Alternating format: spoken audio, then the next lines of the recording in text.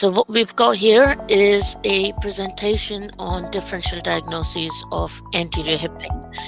My name is Dr. Reena Desai or Dr. Reena Pangia, depending on which country. In the UK, I'm called as Dr. Reena Desai. They've accepted my married name. But globally, I teach under my maiden name, which is Dr. Reena Pandia. Currently, I'm a senior lecturer of MSK at the UB in Bristol. Prior to that, I have been a physiotherapist for almost 25 years. I did my DPT with my specialization in orthopedics in MSK, and I run a very successful online webinar institution called Physiotherapy Online. So every once in a while, I pop up on the webinar myself when I'm not presenting across the globe on my own website to do a seminar. So what we are going to talk about today is differential diagnoses of anterior hip pain.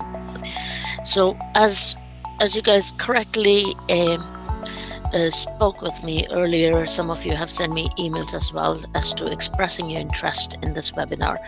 And because hip is a pretty complicated joint. It's a complicated joint due to numerous reasons. Number one, it sits right in the center of the body. So it's responsible what happens distally, and is responsible for what happens proximally because it's right in the body. So anything that goes wrong with the hip can occur due to both systemic issues as well as orthopedic issues. So the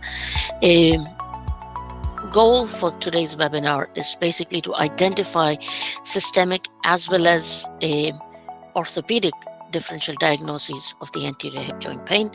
We are going to translate this or apply this into a case study, and then we're going to talk about some evidence-based rehabilitation, which is new and latest in the area of hip pain.